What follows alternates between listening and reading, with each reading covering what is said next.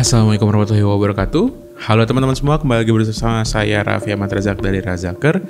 Dan di video kali ini saya kembali menggunakan baju merah, batik merah ini, karena saya akan membahas sebuah perusahaan yang warnanya banyak merahnya juga, yaitu Alfamart Indonesia. Jadi teman-teman, kemarin kita agak membahas butterfly effect atau domino effect dari boykot. Di video kali ini, di awal tahun 2025 ini, kita akan membahas efek domino atau butterfly effect dari juru parkir liar, teman-teman. Jadi, karena adanya juru parkir liar atau preman atau semacamnya, intinya tagihan-tagihan atau jatah preman yang nggak masuk akhirnya ke negara, si pemilik ruko ataupun pemilik tanah ataupun si Alfamartnya itu sendiri tahun ini total menutup sekitar 400 gerai. Jadi belakangan saham AMRT juga atau si Alfamart ini itu terpantau banyak koreksi dan minus 22% sepanjang tahun. Dan Alfamart itu mengungkapkan bahwa sepanjang tahun 2024 sudah ada 400 gerai yang ditutup. Penutupan gerai disebabkan oleh faktor kerugian yang dialami gerai terkait. Soalnya harga sewa tinggi sedangkan penjualan menurun. Penjualan menurun dikarenakan sepi pengunjung.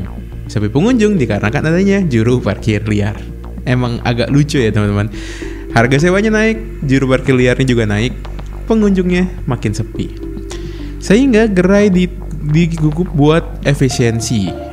Dalam 5 tahun terakhir ada daerah-daerah tertentu yang bahkan harga sewanya naik 1000%, tapi si pembelinya turun jauh juga. Nah, kenaikan harga sewa ini itu ada sebenarnya, teman-teman bisa dilihat di laporan keuangannya Alfamart, di mana liabilitas sewa di tahun 2023 itu 605.292 juta rupiah atau bisa kita bilang 605 miliar. Sedangkan di 2024 itu di 619 miliar. Dan gara-gara ini akhirnya KFC lagi. Alfamart itu dia bukan rugi sih, tapi intinya bebannya bertambah gitu, si cost-nya bertambah, biayanya bertambah. Dan dengan ditutupnya gerai yang merugi, liabilitas sewa dalam jangka panjang itu bisa berkurang. Tapi dalam jangka pendek mungkin efeknya itu belum signifikan karena masih ada sisa kontrak sewa yang masih harus dibayar. Walaupun 400 gerai ditutup, tapi ternyata revenue mereka malah naik di tahun ini, teman-teman. Jadi Alfamart Indonesia itu sudah buka gerai yang jumlahnya 2 kali lipat dari gerai yang ditutup, sebanyak 884 gerai baru, dan tahun depan rencana buka minimal 800 gerai baru lagi. Jadi memang ada beberapa wilayah yang tadi dikuasai preman, juru parkir liar dan semacamnya, tapi ada juga beberapa daerah yang bebas dari sana, sehingga Alfamart memutuskan nutup di tempat-tempat yang banyak kasusnya dan buka di tempat-tempat yang minim kasusnya atau lebih aman lah. Tapi secara keuangan, Alfamart Indonesia ini juga ada tantangan lain dari kenaikan upah minimum provinsi atau UMP sebesar 6,5% di tahun depan. Soalnya beban operasionalnya Alfamart ini punya exposure yang tinggi terhadap pos gaji karyawan. Jadi kalau secara rasionya itu mereka sekitar 53% mereka, beban operasional mereka adalah gaji karyawan. Di mana secara total beban operasional Alfamart itu 16,6 triliun rupiah dan gaji karyawannya itu memakan sekitar 8,8 triliun rupiah.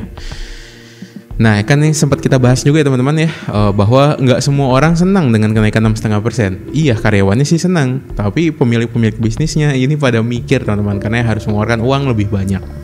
Lalu, sebagai perusahaan retail, Alfamart ini juga banyak dipengaruhi oleh kondisi ekonomi. Misalnya kemarin ada retraksi atau deflasi lah, intinya deflasi selama 5 bulan berturut-turut, orang-orang pada nahan beli-beli barang, apalagi di dalam barang-barang Alfamart kan masih ada beberapa perusahaan-perusahaan yang terafiliasi dengan boykot itu juga kan, seperti contohnya Unilever, Nestle dan semacamnya. Dan juga tahun depan kemungkinan besar juga tetap akan agak deflasi atau retraksi pembeli karena PPN 12%. Namun pemerintah itu sebenarnya ngasih paket insentif buat jaga daya beli sehingga harapannya efeknya minim ke retail. Jadi memang rencananya retail ini pun dijaga untuk perputaran uangnya sehingga nggak terlalu berimbas gitu. Nah, selain itu juga sebenarnya Alfamart juga ruang pertumbuhannya masih bagus. Rencana pembukaan gerai baru mayoritas itu berada di luar Pulau Jawa yang notabene punya margin keuntungan lebih oke. Jadi buat teman-teman yang nggak tahu, harga di luar Pulau Jawa, harga eceran tertingginya itu biasanya lebih mahal daripada yang ada di Pulau Jawa, di mana berarti margin dari ongkos produksi dengan harga jual itu cukup jauh lah, itu lebih tinggi daripada di Pulau Jawa. Jadi segitu aja guys teman-teman yang ingin saya bahas dari Alfamart Indonesia. Yang tadi saya bilang sepinya selain karena emang tadi mungkin beberapa produk diboikot, tapi juga karena juru parkir liar dan preman di sana teman-teman, sehingga sewanya naik tapi nggak menguntungkan buat Alfamart, ya akhirnya tutup gerainya sekitar 400 gerai, walaupun alhamdulillahnya masih buka di tempat lain juga gitu ya teman-teman. Jadi emang efeknya nggak separah yang perusahaan yang sebelumnya kita bahas, yaitu KFC Indonesia. Mungkin segitu aja guys teman-teman dari saya. Terima kasih telah menonton video ini. Jangan lupa subscribe-nya, like-nya. Kan kalau emang ada pendapat kalian mengenai Alfamart ini juga silakan tuliskan di kolom komentar di bawah. Oh iya, jangan lupa nge-share juga ya teman-teman, supaya kita sama-sama teredukasi lah perihal hal-hal seperti ini.